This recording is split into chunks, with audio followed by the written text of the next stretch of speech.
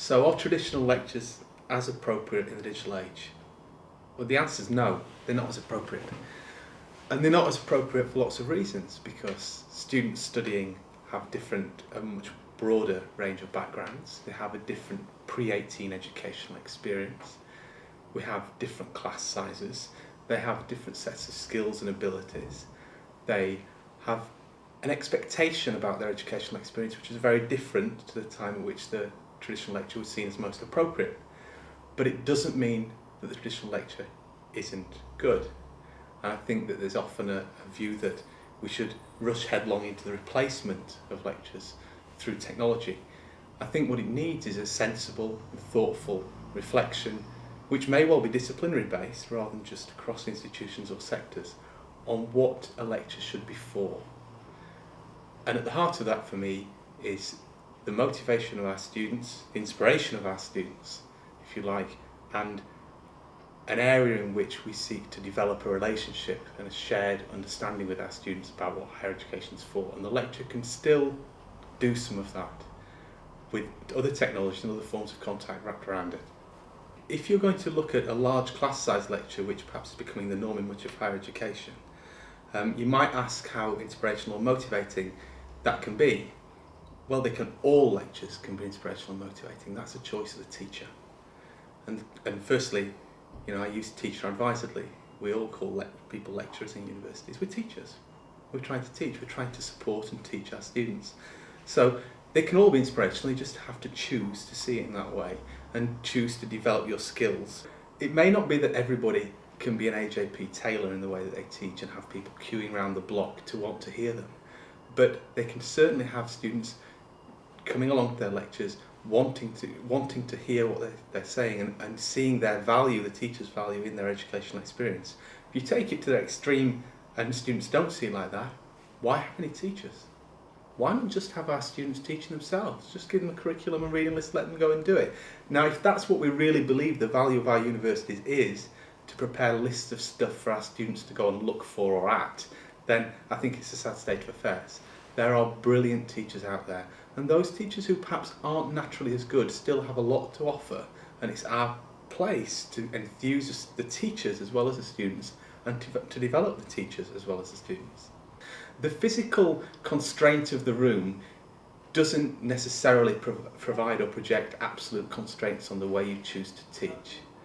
And it may be that it's a lazy way to think of it, that you will walk in and talk at someone for 45 or 50 minutes. And my worry is that in the conversation about the digital age and the replacement of lectures, that many people will naturally see the replacement of a poorly conducted lecture about the transmission of knowledge to be replaced by a poorly conceived podcast that's about the transmission of knowledge. And that's not acceptable. You can use a lecture hall to stimulate, to be interactive, to engage, to have even some of the students doing some of the teaching, even with 400 or 500 people. Similarly, you can use technology to teach poorly.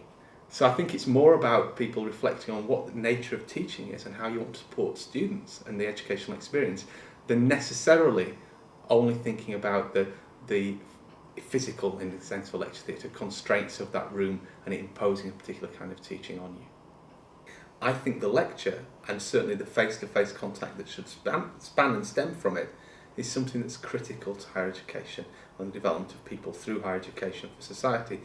What to do for those cases where there isn't an excellent lecturer? Concentrate on developing excellent lecturers. Now, whether or not then you use their excellence in a fixed room to 200 people, or whether you use it to support people that can't attend through distance, is immaterial to me. Attacking the quality of lecturing and the quality of student support is the way forward. You then have the flexibility of choosing the channel through which you want to deliver it. My experience of non-face-to-face and real-time contact with students or support for them is that the investment of time and effort in that is often massively underestimated. That to provide an hour's good support for students offline takes a hell of a lot more time than most people think. It's a great thing if students can teach themselves, but what matters about that is the context and environment in which they teach themselves, the way that they're insulated, supported, nurtured, helped. supported when they get it wrong. You know, having a situation where you can fail and be supported through it, and that's what the sector and system should do. It shouldn't leave students to sink or swim. It should provide an enabling environment. If you like, the environment where we provide the water wings so that students feel they can swim, the stabilisers on the bike so that students feel that they can test their ideas, go out and research themselves, come back and have somebody there to support them. Now, whether that's done through traditional lectures motivating people, or seminar groups allowing people to test their ideas, or innovative uses of technology to allow people to gather information, critique it and present it back for peer review, all those things are part of the same ethos, and it's the ethos that underpins higher education that I think is important here, and where I would argue that sometimes people attack traditional elements of higher education, whether it's seminars, face-to-face contact, tutorial systems, lectures, and attack it and see the replacement of those things by technology, effectively would play out as an abdication of our responsibility. If they're done within the same ethos, I have no problem with the replacement of any traditional technique or approach